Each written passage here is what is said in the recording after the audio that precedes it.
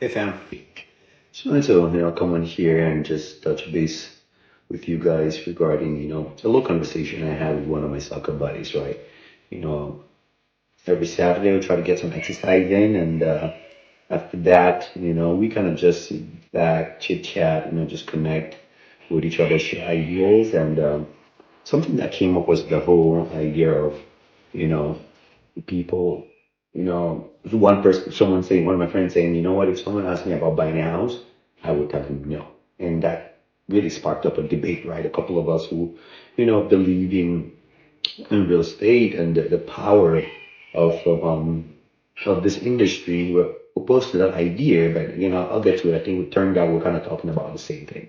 And his point was this: if you are buying a house based on your current W-2, you know, and just buying a house that maxes the potential of what you can afford, do not do it. Right. But the way he said it came across more like, I'm gonna just advise someone not to buy a house. But when we kind of all, deliberated and everything, I agreed with him, right? That's a big thing that we're facing, right? A lot of people are buying homes that they can afford based on their W-2.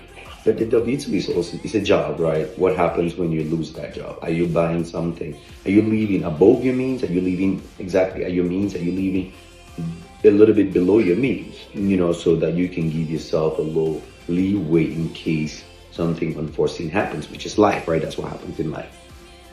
And so, that's one thing that I would, for me, it's happened a lot recently with people that have had a lot of, jobs, plural, and, again, getting what they believe they can afford based on having, two, three jobs. And, that's not sustainable, right? Can you live, continue to live your same life if, there were some certain changes in your financial picture? And while we're talking about that, it brought up something else to me, right? And where I was trying to just share one of the tools within the real estate industry, within the arsenal of loans per se, I'll call it that I don't think we talk about quite a bit within our community. It's something called the FHA 203K loan. So that's, in essence, that's a rehabilitation loan. So what does that mean? Let's say I'm going out there, have a client who's looking for a home, and that client is not opposed to buying a home and, make it, personalizing it, right? Doing some work to make it fit their design, the ideal design of a home. So that means that what I'm essentially saying is someone is open to buying an older house and touching it up to make it match what they would like their own home to be, right? So there are some loan types that may help people tap into some equity, within a home on day one versus just buying a home outright and having no equity in. And that is the loan I talked about, FHA 203K loan, which is also like I'll call a rehabilitation loan. Yeah, here's how it works. Let's say I have a client who's looking for a house at about the max spend they want is $250,000 all in.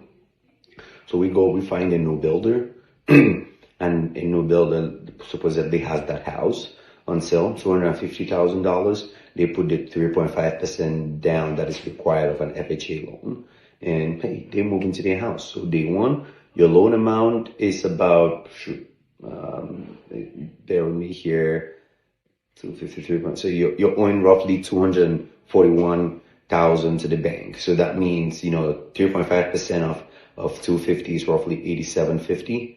So you owe 241, 250. Yeah, that's what you owe, your loan amount. Let's just call it closing costs is under 3% of the loan, so 7,500. Let's say you pay that out of pocket. So that means your cash all out in that transaction to buy that home is roughly 16,000, 75 plus 80, 750. So 16,250. Let's just round up, 16,500. So for $16,500, let's say you get into a new build house. Now, again, I don't want to complicate this. Let's just go with those numbers because someone might say, well, what if the builder offers incentives and I don't have any closing costs? Even better. Okay, let's just leave it as you cover 3% of the loan amount as closing costs and you're putting 3.5% down. So your cash out to walk into that house is $16,500. and you have a brand new home. Now, here's the other kicker now. When you get into that home, you have zero equity. That home that they sold to you, they sold it to you at the value of that home. You have bought a house at its true market value. So that means that the home that you're buying for $250 is worth $250. So that's option number one. Now, we're option number two, which is what I think we don't get to talk about a lot in our community, is this loan, the rehabilitation loan I was telling you about. So how does it work? Same scenario. This guy wants his all-in expenditure for this home to be $250,000. So what does he do? He goes to the bank and says, you know what? We identified a house that is older and, let me say a 2000 home or 2005, whatever it is, older home that needs some rehabilitation, right?